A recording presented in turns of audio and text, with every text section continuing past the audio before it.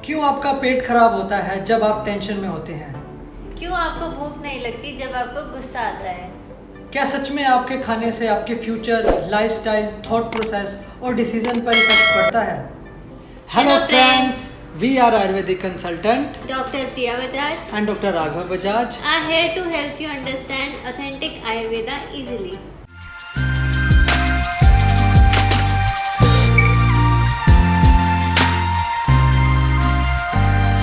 आयुर्वेद में gut behaviour यानी coast के बारे में डिटेल में बताया गया है और यह भी बताया गया है कि ब्रेन का सीधा कनेक्शन हमारे गट से होता है।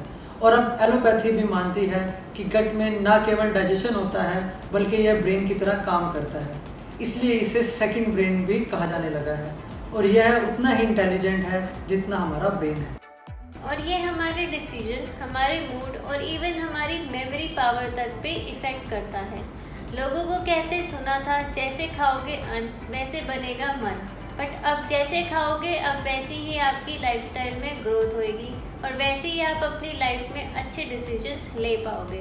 हमारे गट में एक बहुत बड़ा न्यूरोलॉजिकल सिस्टम होता है जिसे एंटेरिक नर्वस सिस्टम कहते हैं, जो हमारे ब्रेन और स्टमक से डायरेक्ट जुड़ा होता है। हमारे गट में इम्यून सिस्टम भी होता है जो हमें वायरस, बैक्टीरिया जैसे बीमारियों से बचाता है। इस गट में ही कई तरह के हार्मोन्स रिलीज होते हैं। इसमें से एक है सेरोटोनिन, जिसे हम हैप्पी हार्मोन भी कहते हैं, जिसके रिलीज़ होने से खुशी मिलती है। उसका 95% सिक्रेशन गट में ही होता है, इसलिए आपका मूड सीधा आपके गट से रिलेट करता है और अच्छा खाने से हमें अच्छा फील होता है। और अगर आपका पेट खराब होगा तो आप चिड़चिड़े होंगे, तो चांसेस हैं कि आप अपनी लाइफ में गलत डिसीजंस लेंगे। अगर आप अच्छा खाना नहीं खाते या अपने गट बिहेवियर के हिसाब से खाना नहीं खाते तो गट ब्रेन को मैसेज करता है और ब्रेन इस कंडीशन में इम्यून सिस्टम को सिग्नल भेजता है कि या तो आप रिएक्टिव हो जाओ या सरेंडर कर दो।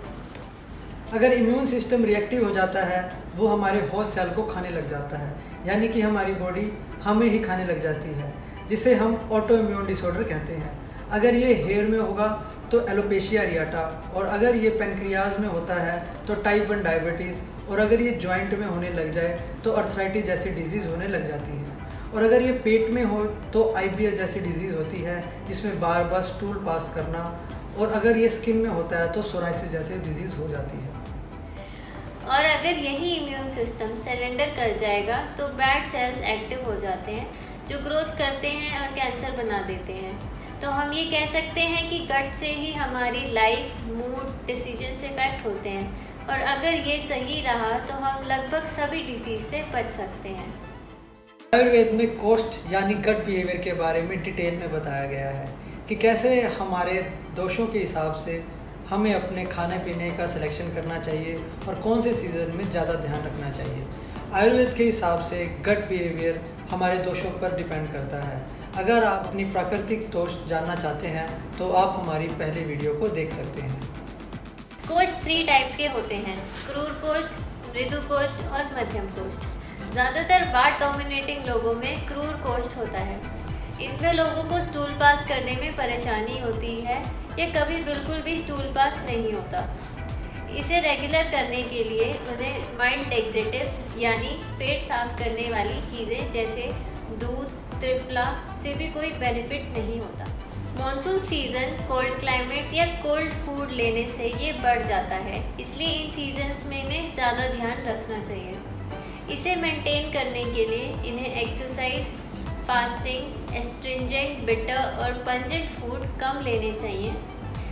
इन्हें स्वीट, सॉर और सॉल्टी फूड्स, मेडिकेटेड घी, ऑयल, माइल्ड विरेचन का प्रयोग करना चाहिए। सेकंड है मृदु कोष्ठ। इसमें मल काफ़ी सॉफ्ट और स्मूथ होता है और दिन में 2 से 3 बार स्टूल पास करना पड़ता है। कुछ भी ज़्यादा स्पाइसी या अपनी डाइट से अलग कुछ भी खाने से उन्हें हैवीनेस फील होती है और स्टूल पास करना पड़ता है।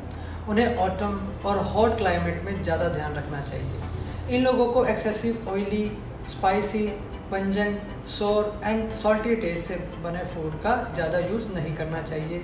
इसकी जगह उन्हें घी, cold food, sweet, bitter taste के फूड लेने चाहिए। अब हम बात करेंगे मध्यम कोष्ठ के बारे में, जो ज़्यादातर कफ दोष प्रधान लोगों में देखा जाता है। इसमें दिन में 1 या 2 बार स्टूल पास होता है, जो ना ज़्यादा सॉफ्ट ना हार्ड होता है। मध्यम कोष्ठ के लोगों को स्प्रिंग, कोल्ड क्लाइमेट और कोल्ड फूड से बचना चाहिए और इन्हें excessive oily, cold, heavy foods and sweet, sour and salty taste वाले फूड्स का कम यूज़ करना चाहिए। इसके अलावा हॉट ड्राई फूड ले सकते हैं।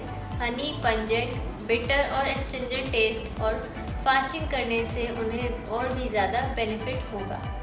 आई होप आपको पता चल गया होगा कि गट हमारी लाइफ में कितना बड़ा रोल प्ले करता है और हमारे दोषों के हिसाब से हमें क्या क्या खाना चाहिए, जिससे हमारा गट हेल्दी रहे और हम अपनी लाइफ में अच्छे डिसीजन ले सकें। ऐसी ही और वीडियोस को देखने के लिए हमारे YouTube चैनल को सब्सक्राइब करें और बेल आइकन प्रेस करें। इस वीडियो को लाइक करें और शेयर करें, जिससे आपके फ्रेंड्स और फैमिली को भी पता चले कि अच्छा और अपने कोष्ठ के हिसाब से खाना खाने से वो लाइफ में हेल्दी रह सकते हैं।